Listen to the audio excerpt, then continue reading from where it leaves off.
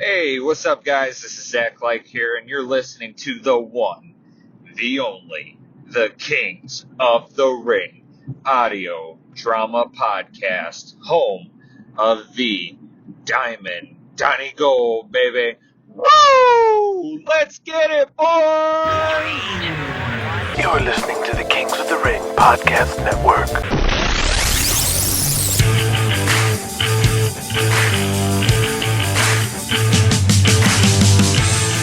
Welcome to the Kings of the Ring, a fictional wrestling saga inspired by the real-life stories of the 1980s pro wrestling era, written and produced like an ensemble cast cable drama or soap opera, following the rise and fall of the kings or power brokers of the wrestling industry, while offering a peek into the sex, drugs, and muscles lifestyle of the 80s wrestler. The Kings of the Ring tale began in 1984, when the wrestling world was at its financial peak. The 7 major territories bound by a decades-long agreement called the World Wrestling Alliance. When the president and co-founder of the alliance, Julian Cain, died, the rest of the alliance looked forward to the smoothest transition possible. Unfortunately, his successor, son Julian Cain, had other plans. A totally different vision of wrestling as Disney-like entertainment and the obliteration of all borders and traditions, declaring war on the other 6 territories of the alliance. What ensued was war, talent raid, corporate espionage, and promotional warfare for the past year and a half as the entire wrestling world reacted to the massive industry change forced upon it. Some surrendered, some fought back, and many stayed in denial far too long until it was too late. It is now summer of 1985, and with Julian Cain's Empire Wrestling Federation covering most of the country, there are just 5 territories remaining to survive or fight back. AMW Wild Wild Wrestling in All South finding new ways to survive, and Heartland out of St. Louis, which is at its own crossroads. And SCW drawing the largest wrestling crowd in years for their 4th of July spectacular, with a gimmick match featuring Hollywood comedian Jimmy Buck against their working-class Texas hero Jesse James in the main event. But the night ended tragically, as the world champion Diamond Donnie Gold, along with several others, went down in a fiery plane crash into the Carolina forests. We feature a select group of guest voices in Kings of the Ring, all from the world of professional wrestling. Joining the cast in Season 4 is the one and only Evan Ginzburg, a longtime advocate for the wrestling business who wears many hats. Evan was one of the producers of The Wrestler, starring Mickey Rourke, the fantastic wrestling documentary film 350 Days, featuring Bret Hart, Greg Valentine, and many others. Evan will be portraying Morty Rosenberg, the agent and manager for Jimmy Buck, who is played by wrestling raconteur R.J. City. Kings of the Ring is intended for mature audiences. Today's episode would be rated MA for profanity, smoking, drug use, and disgusting and bizarre sexual practices. That's right, baby. Ladies and gentlemen, welcome to the Kings of the Ring. Russ Linderman stands with a microphone as the 3 wrestlers walk out onto the set, holding a Confederate flag on a wooden pole, wearing long red cloth robes with the sleeves cut off with Confederate flags bedazzled on the backs, with the word Rebels emblazoned underneath. It is no great pleasure to introduce these gentlemen, and I use that term loosely, who come back to All South Wrestling. Denny, Cooter, and Dickie Wayne, more commonly known as the Southern Rebels. They stand before the camera and take turns giving Linderman dirty looks. The shortest and oldest, Dickie Wayne, with his curly bleach blonde hair, gets in his face and talks into the microphone while holding the flagpole. One thing I don't miss about All South is the stink of these Texas bukes. Yeah. He pinches his nose and steps aside. Russ holds the mic up to the 6'4", 300-pound bruiser known as Cooter, who snorts and glares back.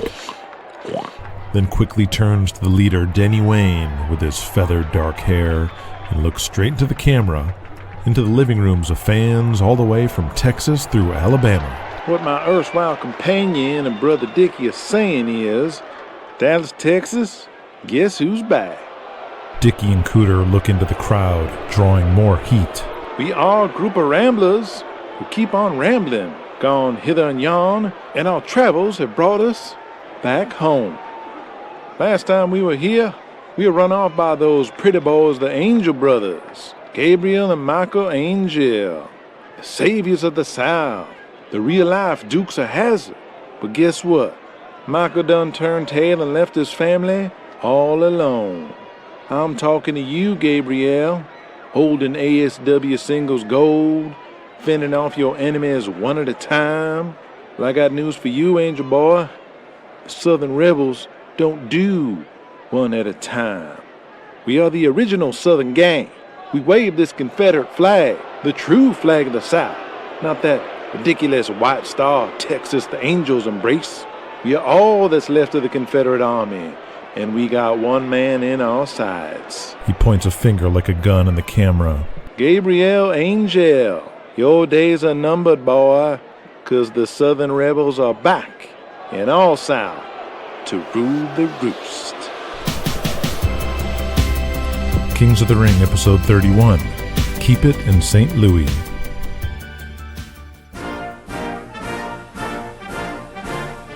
President Ronald Reagan enters the media room at the White House to great fanfare as flashbulbs go off. Behind him, the Vice President, George Bush, follows as a procession of visitors await.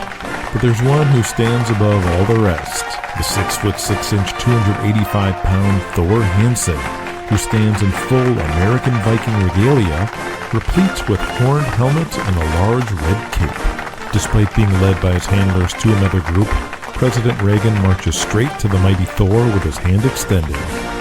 It's an honor to meet you, sir. Mr. President. Well, the honor is all mine, Thor. But I have to say, we could have used you and Rambo against the Sandinistas. Reagan's chief of staff, Jim Baker, and all the other sycophants laugh extra hard. Come on, pose with me, Thor. Reagan turns to face the cameras as the throngs of photographers snap off pictures of the two. The nervous Thor can't believe it was only a couple years earlier he was surfing waves with his buddies on the beaches of California. Now he's the world champion of the #1 wrestling company in America, a movie star, and now meeting the president. Mr. President, I'm Julian Cain, owner of the Empire Wrestling Federation.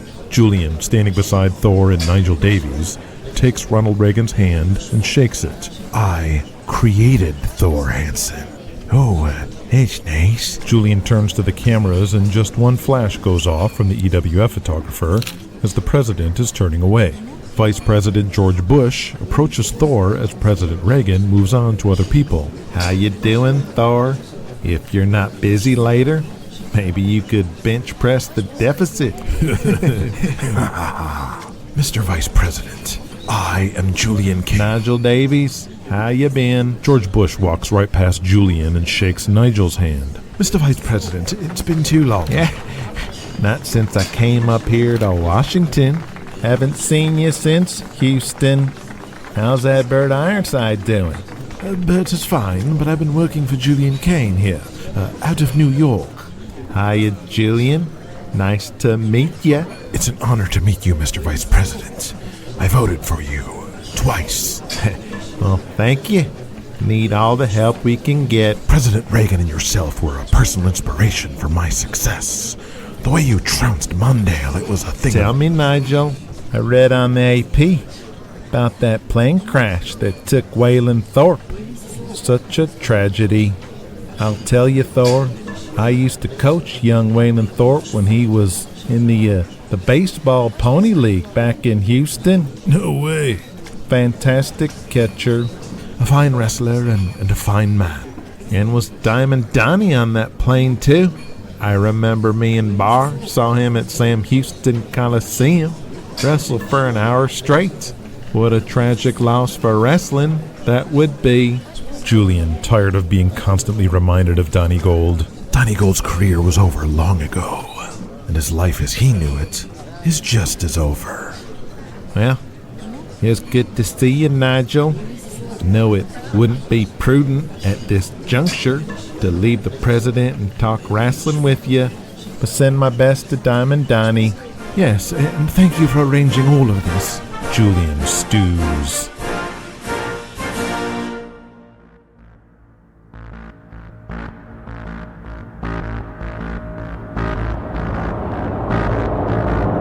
Holy shit, are we going the right way?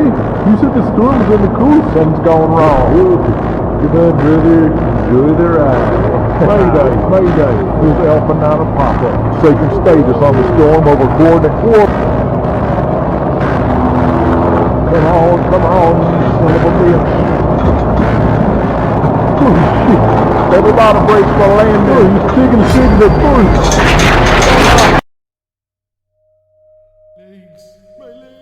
My legs, Donnie, my legs.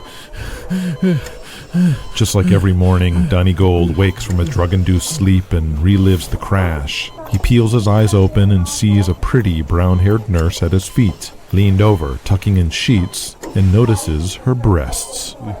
Where am I? You're in the Carolinas Medical Center back home in Charlotte. The doctor at his side answers as he looks over a chart on a clipboard. Why am I so groggy? You're still heavily sedated. What's wrong with my legs? Due to the trauma to 3 areas in your thoracic and lumbar region of the spine, you are now paraplegic. What? You broke your back, Mr. Goldman. You are paralyzed from the waist down. Oh my God, this is real? I'm afraid it is. What happens next? When do I get better? When can I wrestle? The doctor and nurse look at each other. Mr. Goldman, based on your injuries, we're not even sure you'll be able to walk again. No, oh shit. No, this can't be. No, it's not fair.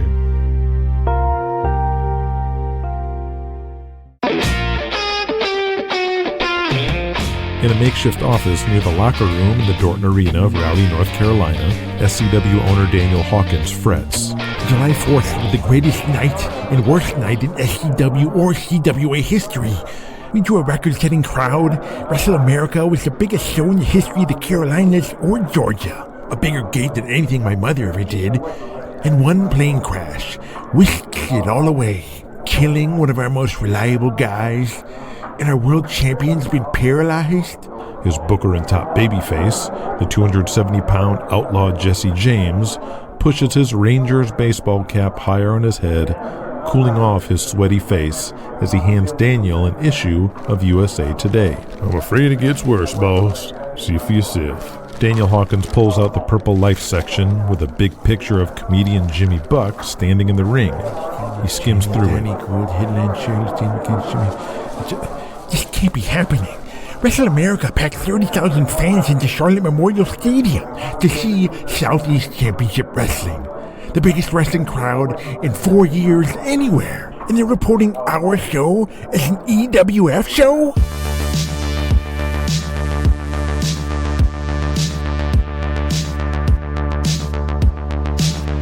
In the Capitol Center in Landover, just outside of Washington, D.C., the recently retired Hollywood Buddy Melrose, in his slacks and dress shirt, shakes his head in disbelief as he reads the newspaper aloud in the locker room of his new employers, the EWF. Intercontinental Champion Donnie Gold headlined Charlotte Stadium against Jimmy Buck in a major Empire Wrestling Federation event. So the Empire's getting credit for shows we didn't even do. The national press really only knows your empire, don't they? Julian Cain is grinning from ear to ear, looking at his inner circle. Other than Louie, every one of them came from the Alliance, but now work for him. You see, Hollywood, even when I lose, I win. When will those dweebs at the Alliance realize that and just give up already? Les Hendo Henderson interjects. And they got the match wrong, too. Jimmy Buck worked Jesse James. Donnie worked the new kid. Another member of the EWF Brain Trust, Louie the Greek, sighs. I can't believe. Donnie Gold been gone Empire for 6 months. Newspapers say SCW show is Empire show? They still drew 30,000 fans to see Donnie Gold and that green kid. What's his name? He looks like Magnum P.I. Riggs. They call him Riggs. Julian gives Hendo a dirty look for knowing anything about the competition, let alone the company he used to co-own, before absorbing him on Black Saturday. Who the hell is a Riggs? Bunch of nobody jabronis. Fuck those guys. Buddy Melrose answers, Those new young guys are everywhere in the Alliance. I saw a couple of them working for Charlie in the Midwest, plus Dallas has that Apollo kid. They're viable. I don't buy it. That Charlotte show is an aberration. They happen to round up a bunch of old hicks looking for a cheap fireworks show on the 4th. The planets align for one moment. That's it. The Empire is the present and the future. Thor Hansen is best buds with the freaking president and a movie star with Sylvester Stallone. We're selling out everywhere we go. Louie the Greek coughs as he thinks about the 1,800 fans they drew in Atlanta. Almost everywhere. And we're about to take the strongest market in the Midwest, St. Louis. So you're serious about buying St. Louis? With Krusher Krawcyk out of the picture since his violent attack on that helpless reporter, we can now buy Heartland Pro Wrestling. That'll give us prime syndication in St. Louis and throughout Kansas and Missouri. Nigel, it will not come cheap. Tell Guzman and accounting to put together a bid. We're buying Heartland. Make sure everyone knows, especially the Alliance. I want them shaking in their boots as I swallow them bit by bit. Where's Thor? In line with everyone else. Most of the locker room is in a single file line to see the official EWF doctor, Dr. Hunter Bilson, handing out various baggies of pills and syringes to the boys while jotting down the inventory in a notebook. Pat Stevens, who's looking larger than ever with this enormous wide chest on his stocky body, pats the Tarzan kid in the back before it's their turn. Did Julian just say we're buying Heartland? Tarzan seems distracted. You okay, Tarzan? Yeah, I'm fine, Pat. Just a little anxious about tonight's Villanova game. I just got word they're starting Senna might not even play. That motherfucker. It's college ball. Who gives a fuck? I do, motherfucker. I got some heavy action on this. Sorry, brother. No offense. EWF's top heel, Killian Cavanaugh, turns to longtime friend, Corporal Punishment. Starting to lose my weight. The good doctor will get me fixed right up to get big and strong again. Yeah, our last stretch had us on the road for 3 weeks straight. I don't know how I could keep up without Doc. The hugely muscled Michael Angel in front of them stares off into space, zoned out as he waits his turn. Killian pats him on the shoulders, and he barely registers it. I think Dr. Bilson needs to cut down on the Angel Boy here.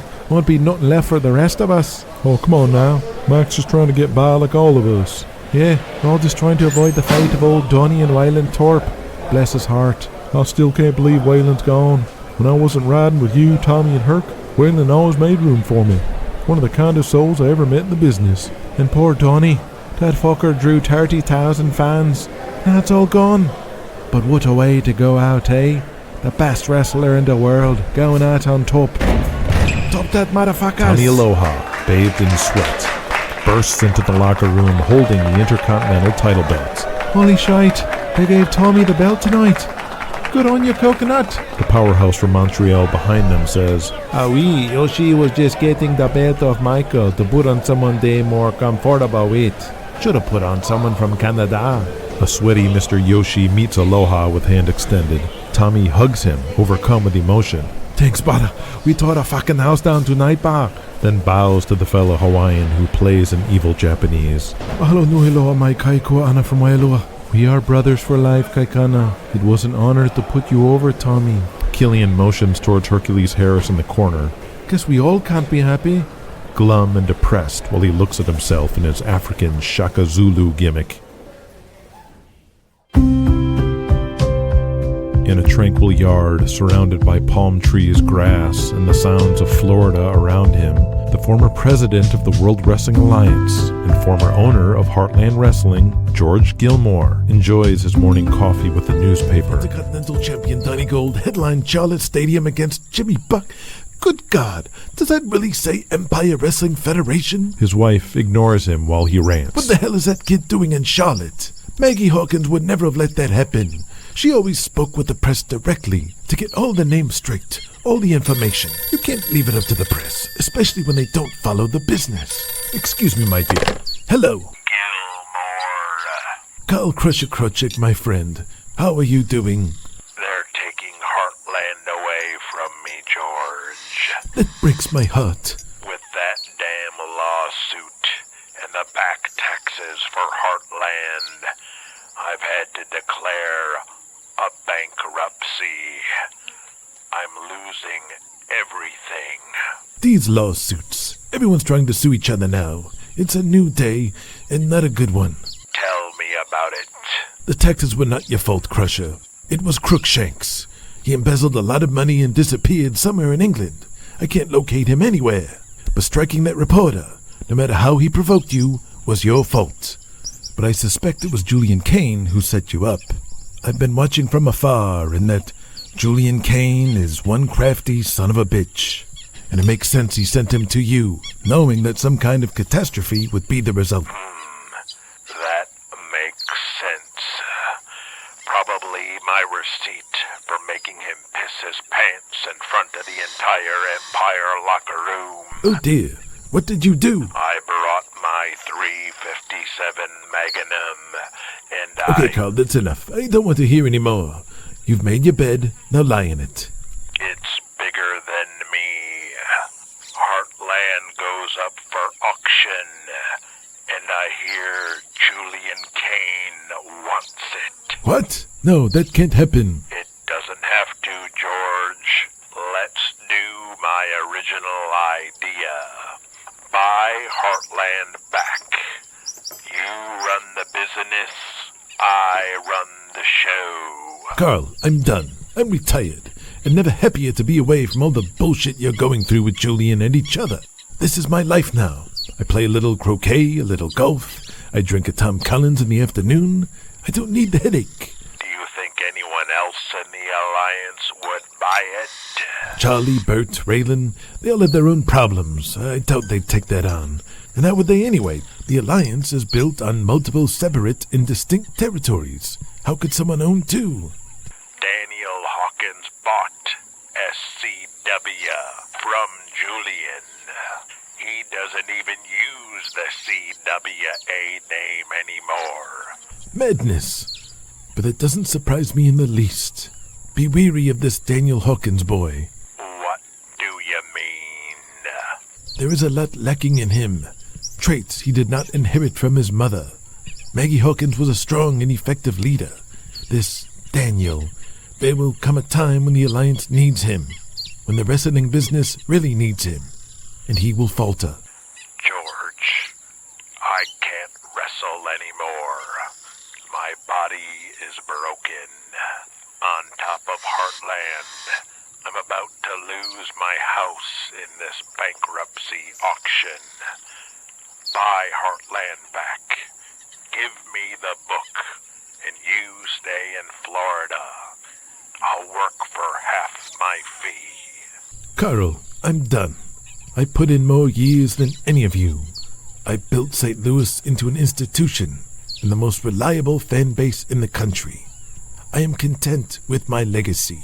Your entire legacy is falling to pieces and will be erased completely if Julian Cain buys your company for pennies on the dollar.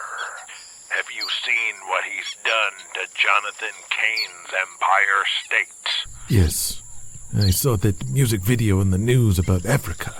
Dreadful. I was appalled. Then do something about it, Gilmore. You sat back and watched Julian Cain launch bomb after bomb on the World Wrestling Alliance for the past year and a half, destroying Heartland and twisting the sport into a cartoon variety show in the process. If you're so appalled by what he's doing, next Tuesday is your chance to make things right. I have to go, Carl. George Gilmore hangs up and stares out across his yard at the golf course in the distance, thinking about the future. Kings of the Ring will be right back after these messages. Can somebody out there tell me why Coke did it? Why they changed? First they said they were the real thing, then they said they were it. Then kablooey, they changed. So now I'm gonna try my first Pepsi. But I still want to know why Coke changed. Now I know why. Pepsi, the choice of a new generation. I want to drift along the Rhine. Visit ancient lands. I want to stroll the streets of Paris. American Airlines can take you to some very special places at some very special prices. We're American Airlines, something special in the air. When I return to King of the Ring. Spago is where all the movers and shakers of Hollywood meet. Today is no exception as Jimmy Buck eagerly seeks to regain his mover and shaker status. And on this day, it very well might happen as he meets with his manager, Morty. Jimmy, what can I say? I thought this wrestling scheme of yours was ridiculous, but it worked. They put our story in the papers. Not front page, but it's in the papers. But what's important is the right people saw it. Jimmy sets his drink down and leans in, anticipating. Columbia wants to talk to you about a new movie, a cop buddy movie with Gregory Hines. Gregory Hines, huh? The tap dancing guy doing the thing. It'll be like 48 hours, right, Morty? Yes, it'll be huge. We'll get you back on the scene. Good. When do we start shooting? Slow down. You don't have the part yet. Morty snuffs out his cigarette. It's between you and Billy Crystal. What? That unfunny prick from Saturday Night Live? Why would they want that hack when they can have Jimmy Buck? Did they see my wrestling match in Charlotte? It was art, I tell you. Yes, Jimmy. They've seen your matches. Morty signals for the waiter to refill his gin and tonic, while a giant smile breaks out on Jimmy's face. Sit tight, and I'll let you know when I need you back on the coast to meet with Columbia. Jimmy looks into the sky. I knew it, Ma. Things are finally going my way. At the Wild Pig Tavern outside Dallas, the heels of All South Wrestling are at the bar after the Sportatorium show. Cadillac Jake Donovan, Luscious Ronnie Miller, the Bruiser Brothers, Tiger Warren, Brick Sawyer, and Pretty Boy Willie Dean, when the Southern Rebels make their presence known. Denny Wayne is in first with a woman on his arm.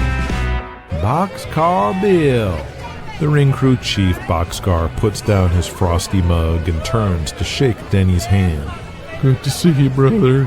Oh, Boxcar, my friend, I bring you the sweetest gift a man can give someone of your stature and persuasion. The woman looks around and looks into her large imitation leather purse. It's okay, darling. You're around friends. She shyly pulls out a blood-soaked tampon from her purse, and Boxcar Bill's eyes light up. Oh my God! Jesus Christ! Oh. Pay the woman. Going right. Boxcar dives into his wallet and pulls out a sweaty $20 bill and hands it to her. He takes the used tampon and drops it into his mug of beer like an Alka-Seltzer.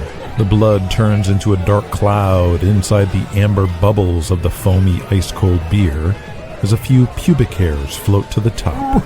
Oh my God!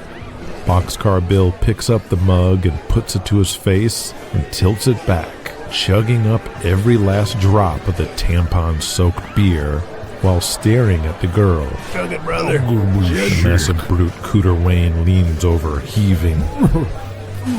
Willie Dean shakes his head in disgust while Luscious Ronnie has to walk away. I've had my drink, doll. What can I get you? Denny slaps his hand on the bar. Boxcar Billy, I think I missed you most of all. Chris Stanley is with Peyton Thomas and Russ the ring announcer drinking from a pitcher. Russ Linderman asks, Where's Bert off to tonight?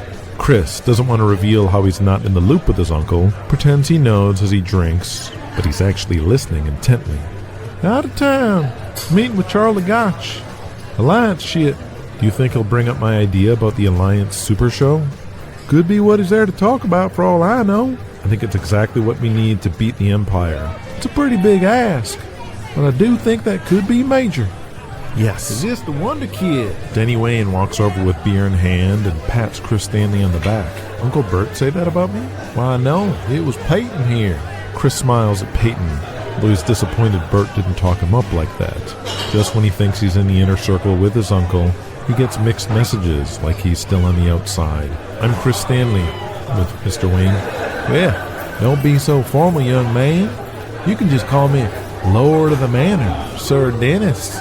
Chris has some good ideas and key in getting all Bob Walker and Prince Abbott's boys ready for TV with them gimmicks. Very fine work, young man. You'll get to hear what Chris can do from here on out, Denny. Try to let him sit in with us when I can. Peyton looks at Chris while pointing at Denny. You ain't gonna learn more from anybody than this man Denny Wayne, Chris. Probably the smartest guy in the business. He booked the entire Angel Boy Southern Rebels feud all these years. It's legendary. I can't wait to learn from you, Sir Dennis. You're gonna have to lighten up and pull the stick out of your behind if you're gonna roll with me, son. Let's get some shots going and get the process started. I'll keep 1 bottle of Jack and 4 glasses. About to get it on Southern Rebel style. Hoo-wee!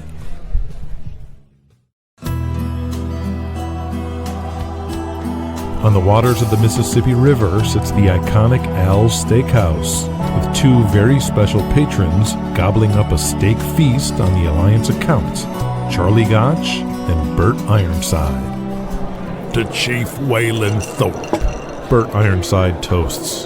Yes, good hand, nicest guy in a business filled with sharks. And what's the deal with Donna Gold? Is he done for? Yep. Crippled for life. But because of that plane crash, we don't have our touring world champion anymore. Now we're the ones who are crippled. Indeed. Now let's get down to business. Yeah, that Krusher Krawcyk went and lost Heartland. This needs to be dealt with. Word round the campfire is Julian Cain's preparing a bid. We saw how he took Chicago from you like nothing and made it. Just wait a second. That's out of line. And now the Empire is firmly planted in the Midwest. Krusher kept him away from one of the strongest towns in the Alliance, but there's nothing from stopping him now from snatching it all up. The Alliance can't let Julian get his slimy hands on Heartland. St. Louis alone draws the highest share in the country outside of Memphis. I already talked to KHLR to see if they'd buy it. You talked to the TV station already? Of course I did. And what'd you find out? They have no interest in owning a territory, but they want to keep Heartland Wrestling on the air and are willing to do business with whoever owns it. We got outlaw promoters all over the country always trying to get into the Alliance. Anyone in position to step up and buy Heartland. What about Tiger's brother, Luther Warren in Alabama? He's always wanted into the Alliance. You think he could put something together? He always claimed he had an angel in Huntsville. Some rich mortgage broker named Conrad or something. But I ain't gonna be the one to encourage him. I don't like the way Luther does business. Better off Luther Warren and outlaw thorn in our side than on the Alliance board. As for other outlaws, I don't think anyone has the money to buy or run Heartland. What about George Gilmore? You think he'd come back? Fuck that Jewish prick. He's the one left us all high and dry in the first place. He done pissed off to the Everglades with the Alliance in his rear view. Fuck it. Very well. That means one of us is gonna have to step up. Hawkins is the Carolinas on down to Florida, so St. Louis is way too far to make any sense. Crenshaw ain't never venturing outside Tennessee and Kentucky. And you spread out in the Midwest and me down south, I think the answer is obvious. I should be the one to me. Wait, what'd you just say? Heartland should go to me. St. Louis and Kansas are the Midwest. I've been working on my boys in St. Louis for years. It's practically all south already. The fans want us. Nah, that's Jabberwocky. Those people want American Midwest wrestling. What kind of bid do you have for this? Can you outbid Julian Cain? Never mind about that. I can outbid anything Julian puts up. I just drew $25,000 in St. Paul. Enough of the bullshit, Gotch. St. Paul couldn't hold $25,000 unless everyone had a kid in their shoulder. And you ain't drawing kids with the All-American Dan Sanders as your champ. I know you can't put together all the money, but neither can I. Truth is, I don't trust that green idiot Daniel Hawkins. Crenshaw's a motherfucker, and that's everybody. The fucking Alliance used to be 7. Now it's just 5. And we're the only 2 with any sense. I agree.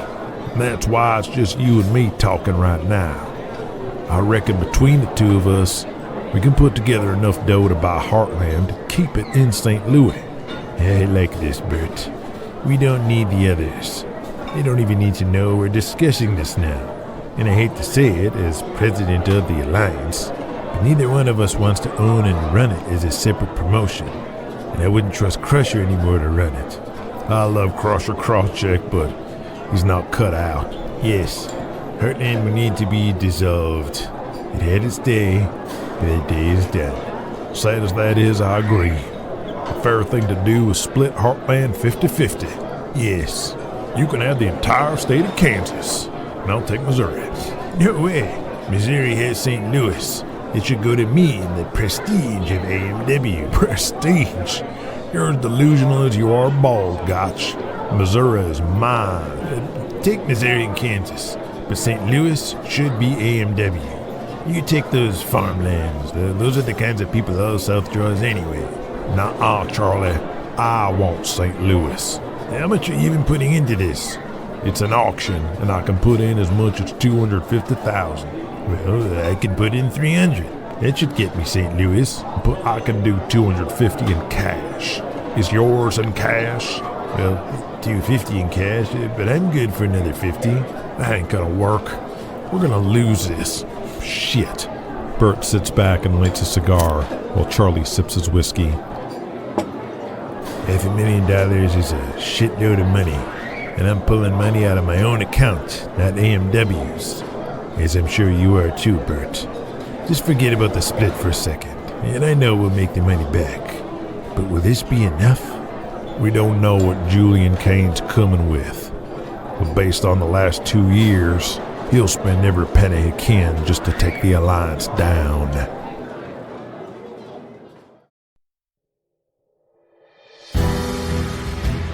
St. Louis Circuit Court. Bankruptcy auctions have been going on all day, but the most important one has just wrapped up. Thank you to all the bidders for your participation. With that final bid, the Heartland Pro Wrestling Company, all of its wrestlers, World Wrestling Alliance membership, syndicated network television package, all production crew, all ring equipment, studio equipment, championships, title belts, production cameras, television contracts, and office equipment and leases, has been officially awarded to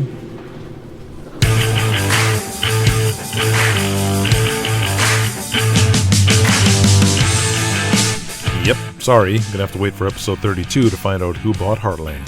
This week's deleted scene was Tommy Aloha and Hercules Harris at the hotel bar. If you are listening to the Patreon Extended Edition, I hope you enjoyed that scene. If you did not hear that scene, then you're listening to the standard wide release of Kings of the Ring, and I invite you to become a patron, since every new episode of Season 4 will not only be available to you 2 weeks before the rest of the world, but will have at least one deleted scene and other scenes expanded. You can still follow the story if you don't, but the deleted scenes will definitely enhance the show. Check out the link on the show notes for how to become a patron for only a few bucks a month. Kings of the Ring is primarily a listener-supported show, and I want to give props to the top guys of Patreon: Travis the American, Dom Rose, Duncan Clark, Tusi Mailo, Jeremiah DeBolt, Jerry Guzman, John Johnston IV, John Snyder, Justin Taylor, Matthew Rogers, Randy Larzalier, Russ Linderman, Sam Hollingsworth, Stuart Flaherty, Yosemite Smith, and new patron top guy, Ronnie Miller. That's right, the same luscious Ronnie Miller from the Wild Pig Tavern tonight, and who will be wrestling next episode. If you're a top guy or top girl for Kings of the Ring, you will use your name for a character in the Kings of the Ring audio drama and the novels. Next week, we find out who the new owner of Heartland is. Donnie Gold gets a special visitor in the hospital. Charlie Gotch gets a special package. The Rebels corner Gabriel Angel. And we start to learn about Julian Cain and Charlie Gotch's complicated history. It's episode 32, coming soon.